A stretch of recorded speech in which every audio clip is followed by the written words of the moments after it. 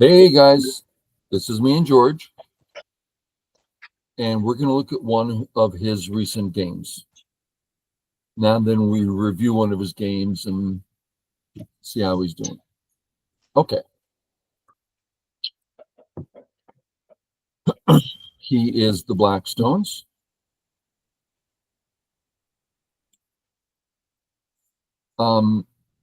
This might sound a little silly, but you notice how his Shamari is facing his Blackstone. This is bigger for him than if it was facing the Whitestone. George, I know you understand that. So, that being the case, doesn't that mean that this move is bigger than Black A? Well, it turns out this was a big topic 50 years ago amongst professionals. And the final conclusion was, well, B's bigger if you get into the Shamari. But since White might play, once I get on the right button, White might play here, then you didn't. You got the smaller side, the less wide side on the right. So since we don't know where White's going to play, then this one's bigger. That was sounds like such a silly topic for professional nine-dons, but it was like, okay, which one's bigger? Okay. That was nothing. I was just that's why I very rarely play Q3, because maybe could we have a look at that quickly? So if Black plays Q3, White takes an empty corner. If I'm Black, so if White plays Q3, sorry, Black plays Q3. Just do me, since I'm not hearing, go ahead and do it for me. Or you have. So what I mean, so I very rarely play like this because I always feel a bit uncomfortable in closing this way, because it gives White a good follow-up move. So if I did play on Q3, I might well, for example, take a corner now or do something else. And another question I have is that, are you kind of implying that if Black plays here, White now should play here? Of course, that's no. But White might, which means you played on the smaller side. Because I mean, okay. So you as White are also very happy to play against this formation as White, right? No, not at all. Go ahead and pass control. I want to make sure the listeners are caught up. Now, listeners, this is an unimportant, until you're weighing the dons, it's unimportant and almost to the point of being silly, because A and B are both fine. So why are we stressing? Well, A's bigger. It's you're both playing the corner, and A creates a wider Black shape. But if you get B, then the Shamari's faced in the better direction. So when he says that he doesn't like this move because now his Shamari is faced in White's direction and White gets to negate it while growing White's, this is a very unimportant topic, but one that's totally important to me personally. It's like I want this game to unfold the way I want it to. So George is saying, therefore, I'm not going to play this move. I might play this one, and now I'm playing in my area, and he's working on that, or maybe I'll start over here, but he doesn't want to give White an obviously good move. So these are little tiny questions that don't mean a lot. It's just a matter of making the game unfold the way you personally like it. Did I cover everything, George? Yeah. Okay. Now, this is my opening because I want White to come in to my area so I can do what I want. So I too am going to play this way, but then I'm going to break over, really encouraging at some point white coming into my area. Okay. Black, white, not a great move. Where to, let's just clarify, there is no way in the world we're going to attack the A-stone. It has not only 3 options for health, but it's 4th line, making it very hard to chase. So we're not here to attack. Next, area 1 and 2, not the biggest. So this suggests that black is going to play first these 4, and then secondly, the squares. The squares are fine, but black's not growing anything. Okay. And that's what he does. Boom, boom, boom, boom. Oh, yeah. Viewers, this move used to bother me a lot. Because, white's so strong. And so I used to always play this way. And it bothered me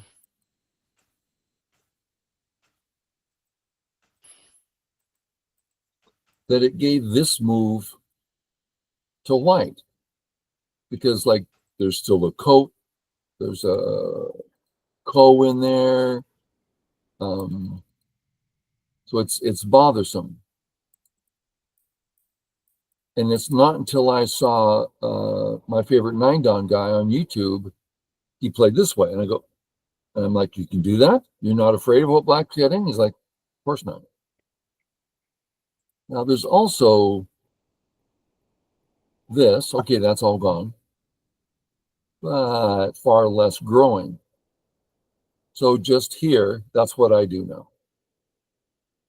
And a lot of times I'll find a move that's kind of new to me, and I'll play it for a long time till I see all the variations, and then I get comfortable with it.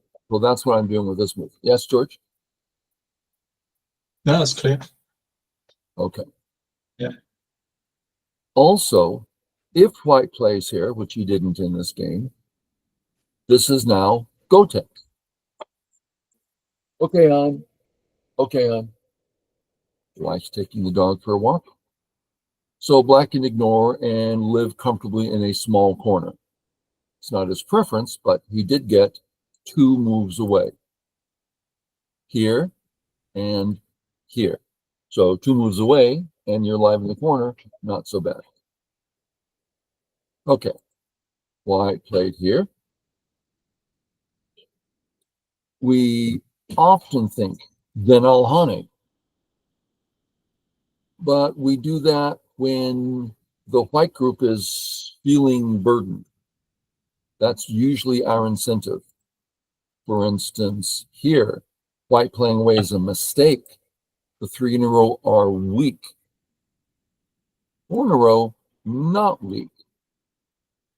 So if we play this, which it looks like he did, our intent is white may well ignore. And we understand that. We're just saying, I'm bothering you just a little bit, and I like the top. Would I say that? No, I think I'd go corner. One corner or the other. I mean, one way or the other. I think corner's bigger here. He went side. My guess is you're thinking white's getting punished a little bit, and it's not something I was agree thinking with. That, but now I completely agree with you. Yeah. Yeah. Now for viewers, so yeah, please. As white, then you would have also played away in that situation. You probably wouldn't have extended. Oh yeah, I am as white. My upper left group is healthy. Yeah, I can go side, center, no problems. So I'll play away. I wouldn't use his move, but I would play away. Now, the viewers, there's this idea that as I share my videos, I want you to have a practical access for this to have practical meaning, not just, oh yeah, that's a nice thought. So along these lines, if you can develop an emotional content to this black move, you're like, ooh, not only am I creating a big top area, but 3 in a row is not enough. This punishes him. Now you might also think, I think it does. I don't know how to punish him. If you can take a stand, an emotional stand, this hurts him. And so that you find substance in the move. That's what we're looking for. Okay. And when we go one further, no punishment. So 3-3 is nice, whatever. Okay, that was a little thing. Comes up. Not a bad move. Easily 85, 90% easily. Double honey because we're quite strong. Yes. And now, I don't know what George did, but I want to show a variation. Let's look at Atari. Atari, double Atari, capture, take. We have Sente. Now, I'm not trying to say right or wrong yet. I want us to look at this position. It's unusual because we gave him a double Atari, but we end up with a Panuki. Panuki's in the center, pretty big deal. If we have Sente, which we do. What would we do with it? I'm kind of tempted to just do this large sketch on the right. This Panuki seems to me to be a reasonable course of action. It's so unusual, I wanted to show it. So this was on my radar. The only thing I thought differently was Ataring the other way. So Ataring at G14 and then playing the other Atari. Do you have J14? And same thing, yeah. Same thing, yeah. In situation. I nearly played it. I kind of wanted to keep the game clean somehow, and somehow this felt cleaner. Yeah, and that's fine, yeah. So, for viewers, when you look at the situation as black, if I was you, which I used to be, I would say, okay, if white plays here, I would start thinking, ooh, white's getting weak on the left, and if white does the defense, I'm going to start messing with those 2 white stones in the center. And whatever white does, I think I'm in charge here. I would like that. And if white says no way, then I'm going to get pretty excited about dropping down and hurting that white stick. So as I would give this white move a quick readout here, right? I'm about to connect. What if white plays here? I go, I'm happy. What if white plays here? Then I get a free Atari. And then what I want to do, I might choose whatever I might choose. I like it. Last option, what if white plays here? Okay, I don't get any free turns, but these now become really powerful because he hasn't captured my cutting stone. So it's just an example of getting in the habit of doing like little 1, 2, or even 3 move readouts. Not to any conclusion, but you get a picture of what's going on and you go, I like it or I don't like it. So Lance, in this, if you go back to that last variation,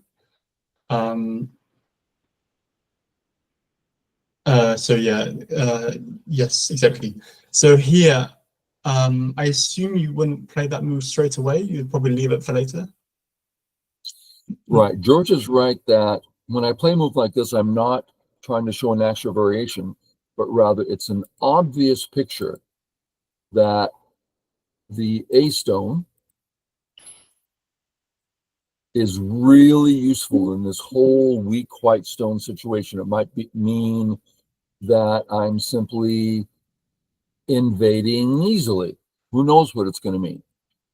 So George is asking, would I do this right away? That's a good question. Let me look. I'm fine. He is in question. That left side is suspicious. So now I'm comparing that suspicious weak white area to something larger.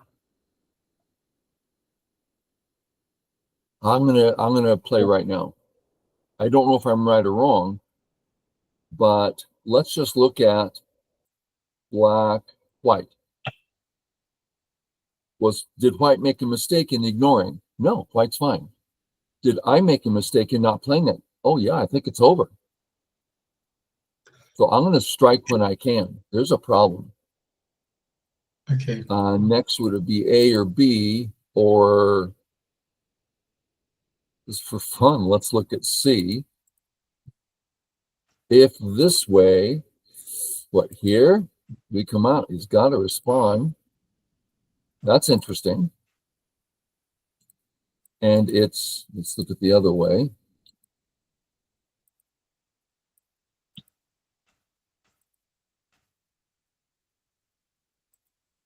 Love that. So there's a lot of interesting ways here. Lots and lots of variations to look at. So should I run out, or should I just stay close with B, or should I go for the territory with A? Lots of questions. And I've never, please. My concern in this situation is that I would leave it too late, and then white would just capture that A stone on a big scale, and I wouldn't be able to use any of that energy. Yeah. Yeah. Okay. He came out, and you came up immediately. I think that's good. You drop down. You drop down in a safe fashion. I don't think so. Hmm. And this is so worth talking about. How do we say this? And you're going to have to help me how to say this. I'm saying A's weak, not B. Now, that's almost an irrational statement. Clearly, B's weak. Yes, but the B stones are virtually not important. The A group is completely unimportant. So let's just make something up. Well, we'll play the move I would play, and we will do our cut. And let's say we got to this point and thought we're not going to win the battle. Well, then, now black can still get out, right? So white's over here saying, I need to capture this. Was it worth our time? Oh, yeah, it was worth our time. Now, this is just a made up little sequence to show that it doesn't matter if our stones live. What matters was he was weak, and we used that to get a large profit.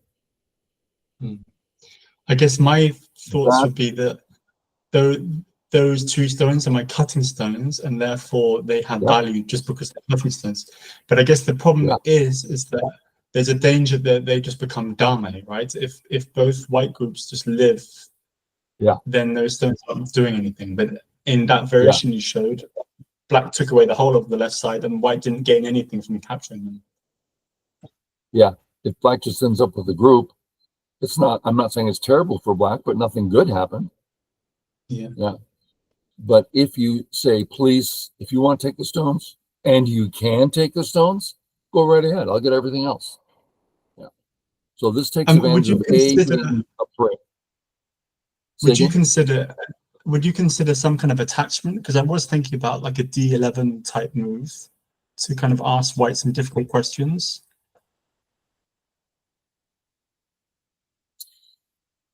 I wouldn't. Now, let's remember, we're keeping this separate from you shouldn't. We're only saying I wouldn't. So why? To me, this is it's a forcing move. I am going to what? Settle in the area, kill white. One of those two. Well, I can already settle in the area. Oh, sorry, one more up. Oh, I'll be fine. I don't need to contact. Attachments are Oh, usually a but last resort, right? Those kinds of attachments are usually a last resort, so that if there's no need last to resort. Yeah. Emergency. Yeah, we could change it where it's a difficult area for black, at which point we're contacting right away. I think it's a very easy move that puts immense pressure on white. And assuming white lives, then we get a massive wall right there. If he escapes, we get all the territory on the left. In any case, it's going to be very easy and positive. Yeah. Those are great questions. And amazing how those two moves we're looking into, the one space jump and the two space jump, are completely different. I mean, world of difference. Yeah. Looks like the only move. And then what? Yeah, wow, such a change. I see no particular attack. I guess I'd be looking for this. But I'm afraid if I play this, I might have to give up the whole center thing. So I think I would just start defending myself. You know, get out, get nice and secure in the center, and then look for a hit on the left.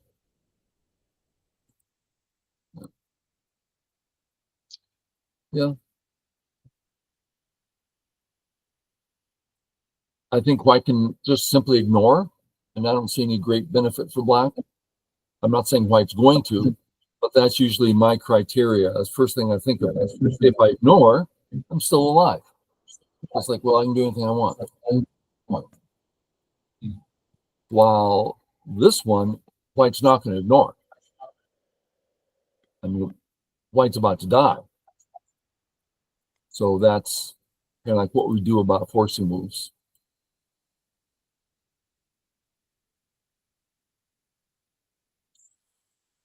Yeah, let's look at this. What's white going to do? What's the move? Capture the stone. This way? Yeah, I guess so. And then? I think we can play B9, right? B9. Sorry. Yeah. Sorry. Neon. If white goes for the kill, we capture the ladder. And if white breaks the ladder, we capture the stones.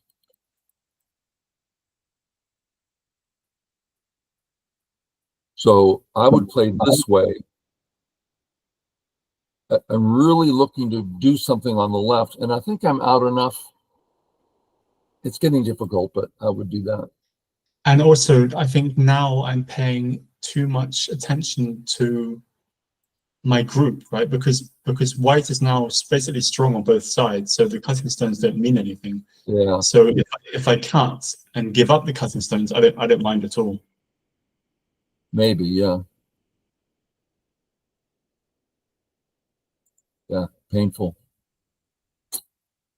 I wouldn't play away. I would think, ooh, that looks like Sente against my group.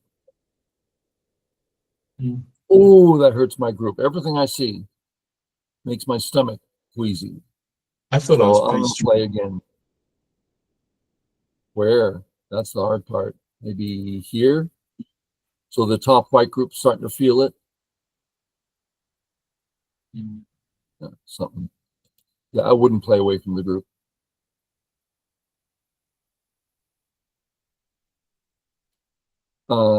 In my mind, 3-3 is always acceptable. I mean, always not in a literal way.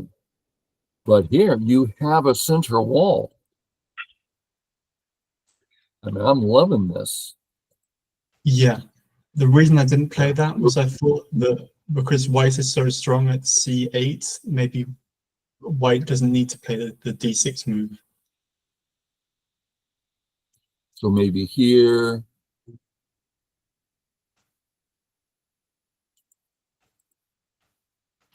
This is all very good for black. Yeah, that's a good thing to think, but I tend to go by general pictures. Clearly this hurts white's corner, and clearly it hurts white's bottom stone. Good enough for me. You know, nice black sketch over the center. And based on that, I'm starting, for the first time, starting to see the A stone as a lone stone. You know, so that the picture that's coming up, I can see the center becoming great. And also, I never defended my group in the middle. So if I jump up, I'm actually also defending. Yeah, right. Defense, yeah.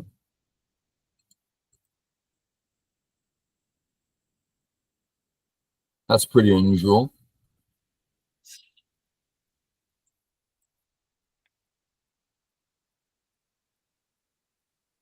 Well, you should have pushed first, but this, you do end up with a healthy group.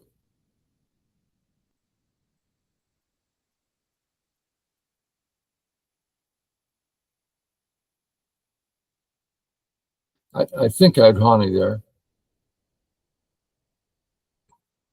Yeah. Boom, boom. Then here, and white has to worry about the cut.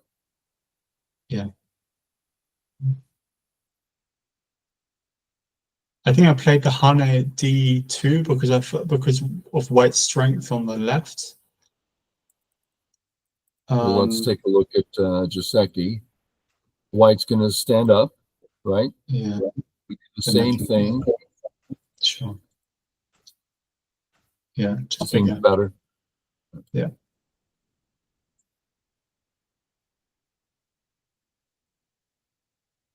Here's what you did next. Yeah. Gote. How about this?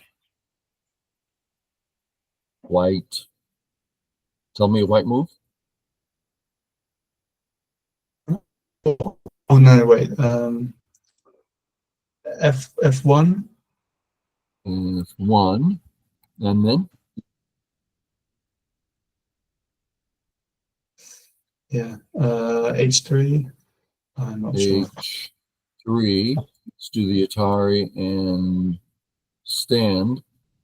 Oh, if I'm white, I'm worried here. Two weak groups. Let's have white connect. Boom. This gets. I mean, we can see that white. Yeah.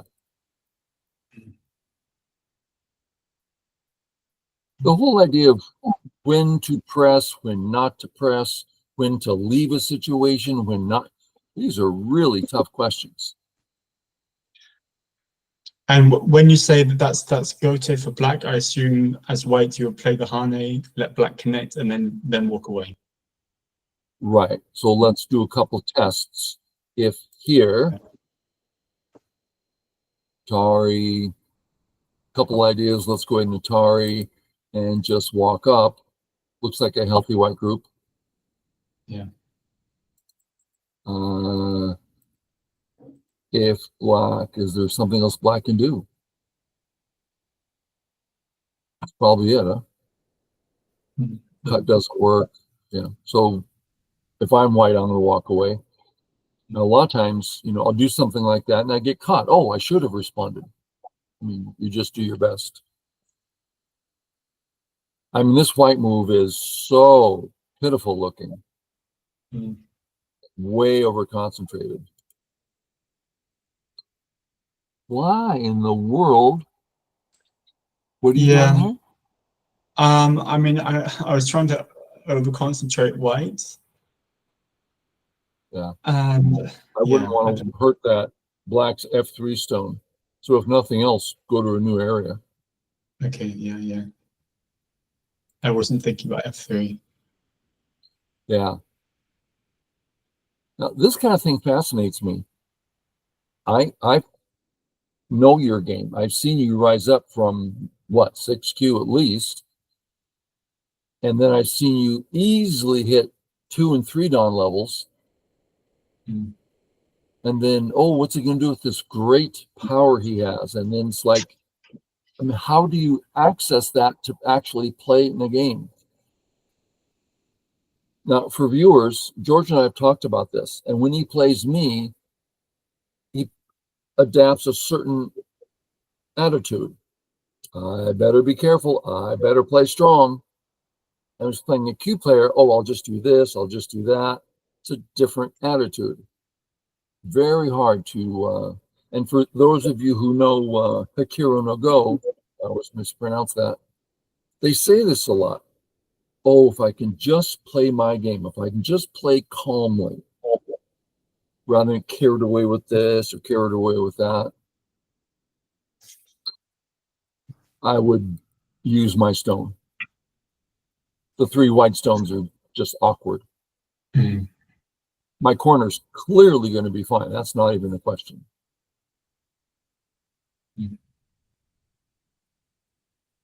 Okay, you're playing for territory. It's not too useful. No reason not to kick here. White's going to get stable regardless. Okay. I think I felt that white's so strong all around. I just want to settle as fast as I can. And if I kick, I open up the 3-3. Well, 3-3 still open, of course. True. I'm not ready to say this is a bad move, but AI just loves the kick. Yeah, yeah. And AI likes the 4th line, which says, go ahead and take my territory. AI just doesn't care about the territory. AI is looking at this A group and all the different B invasions. It likes to keep it high to get all those in the future. But going in this direction, we now have some Joseki choices. And again, I'm looking at the A group and the black wall here. Pretty nice wall.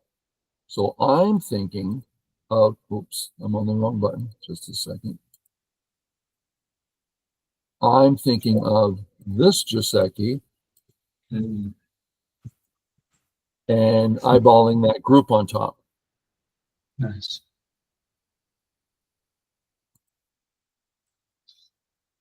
So I didn't see that. For some reason, I felt like I was surrounded in the sea of white stones. So if that was indeed the case, then this move makes sense, right? Just to settle. Well, let's do it so I can see more clearly. I'm just going to make up some black moves here. Okay. Now what? Yeah. Real quick. Yeah. If you're in a sea of white, you better settle immediately. Yeah. Okay. We're here. Down.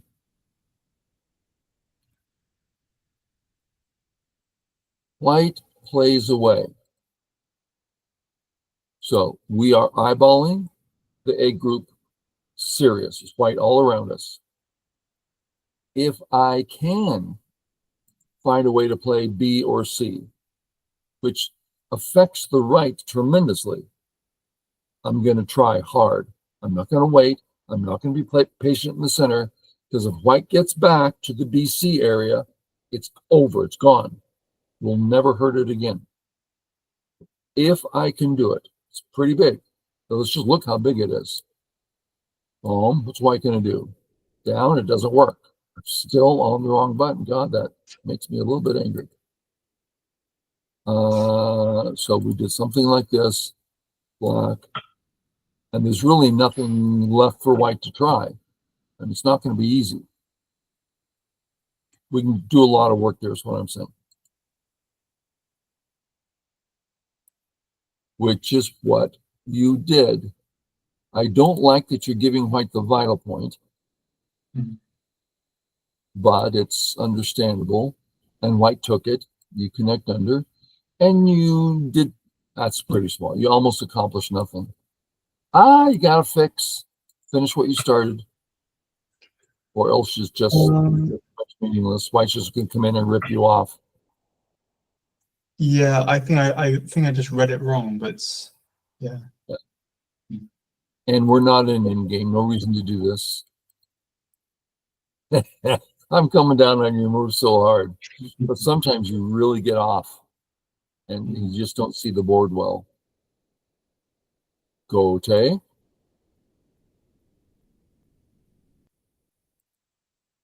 I still want to be splitting white. Mm. Get into that center. Isn't there a bit of a danger with that move you just suggested? Because it could become dame, right? Because white's so strong on the right, and for me, it's unclear how weak white is in the center. Okay. But I guess we're also building a big right as well, aren't we? Yeah, it's good on the right. Yeah. Let's just take a look. Which of these do you think white's going to be playing, if any? D, or maybe closer to the black group. D. C. Yeah. Let's just start escaping. And white plays what? M11 or F. M11, perhaps. M11. I think black's going to do fine in the center and really remove white's bottom area. So I'm not ready to say that I'm coming up with an ingenious idea, but that's what I'm thinking of is let's get some action going. This might be a more sane, allowing white to get home. I don't want white to get home. That's why I'm going the other way. Double honey to get in the center.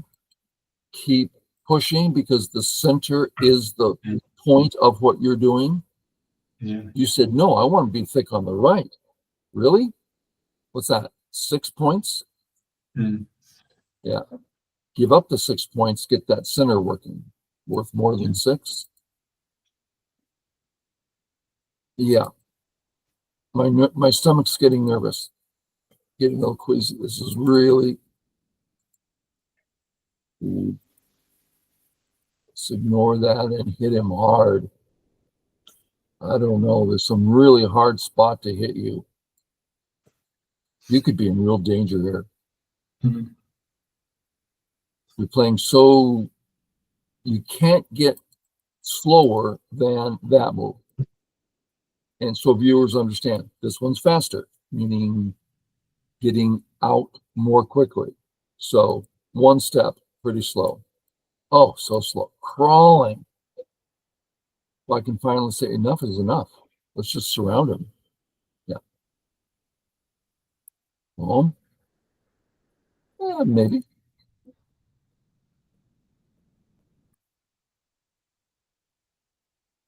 Okay. We finally have a target.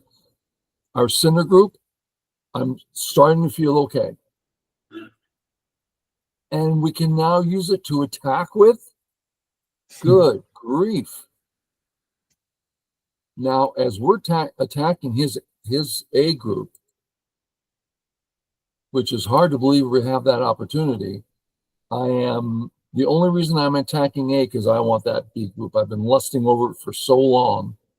Here's my chance. Press A, catch B.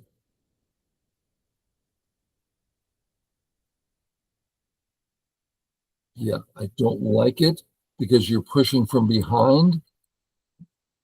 And I just don't like the move. I prefer this one. And then you can just start surrounding. Yeah. Just hurting my group on top. Yeah. He does say, Atari, you do fix. So those are the moves I played as white, and he did too. And out. And all of a sudden you have even more things to worry about. Yeah, really getting uncomfortable here. When I'm playing a game, even against a lower player, if I get off course, I start just like it. I start going, why did I play there? Why did I play there? It makes no sense. Because you're just on this wrong road trying to make it right. And it's really easy to lose your path. Okay. White is hurting. I'd want to, I guess white's cut anyway. Double check that.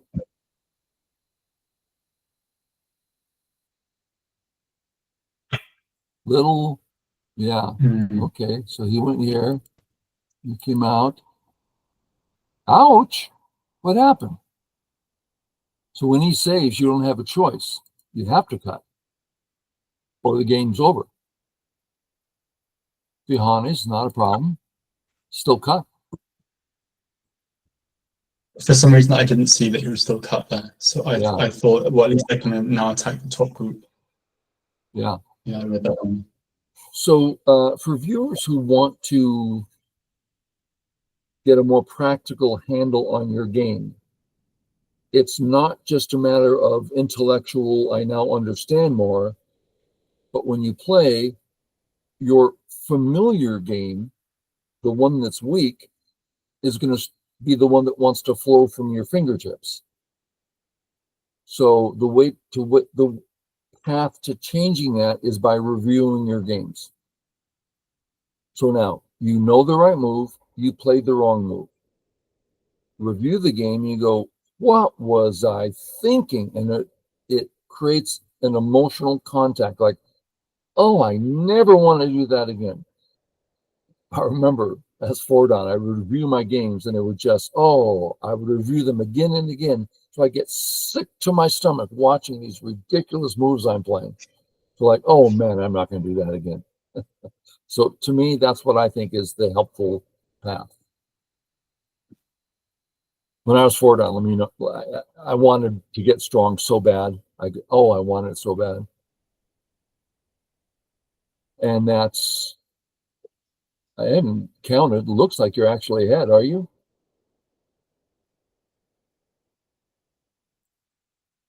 I mean, you look at the score estimator. It says you're ahead by 5. I guess white has some good points too, so it's closer than I thought. What's that? I'm eyeing the cut at N9. So I just wanted to get Balancente and then I come back and cut and kill him on the right. This guy. Yeah. No, I don't think he saw it. Yeah. So let's say we're looking at A, and the responsible thing to do is to assume he knows A's there. Yeah. This sort of move, let's do it this way. We're forcing white to fix. Here, we're encouraging white to fix. Here, we're giving white 2 things to fix. Okay, I thought I was creating Miai by playing my move because it also requires a response, I think, for the top white group. Okay. You're saying, why not play B if it does the same job as A? Because A is faster, has more eye shape, cuts in a more direct fashion, and still does the other job too. If A and B both work, A is better. Yeah. Does that sound reasonable? Yeah. Yeah. Okay. Now, if you're in the middle of a game, you say, okay, I want to play A. I'm not sure it works. And my clock's running out and I don't have time to slow down and be sure, then play B, of course. If you don't know, play B. But if it's like, I think they both work, then play A.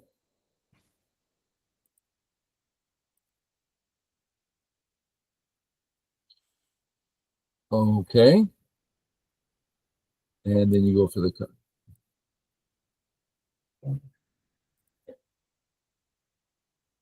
And then that's just a win, right?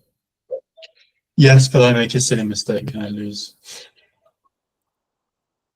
And I believe it's coming up.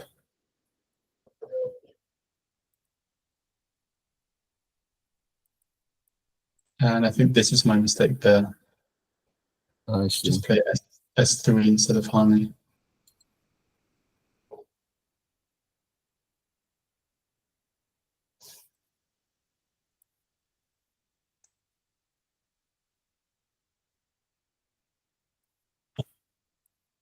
You are connected. It's all one group, and white cannot get two eyes. Okay, good. Yeah, you just play that way, and then game over. Yeah. Mm-hmm. Good. Yeah. Well, actually, bad. A bunch of moves that you know way better, that you would never play those moves against me. Never. Not anymore. Yeah. But against the cube, and I have so many students with the exact same feeling. Like against me, they do great because my moves are rational and make sense. They can understand them. But you play against some random cube player who's like insane. It's like, well, now what do I do? It's hard to know. Yeah. Mm-hmm. Okay, good. Anything else on this board, George? Nope. I think so. No. Okay, viewers, thanks for watching. If any of you actually do, feel free to leave questions, comments, things like that. And we'll catch you all later. Bye. Bye-bye.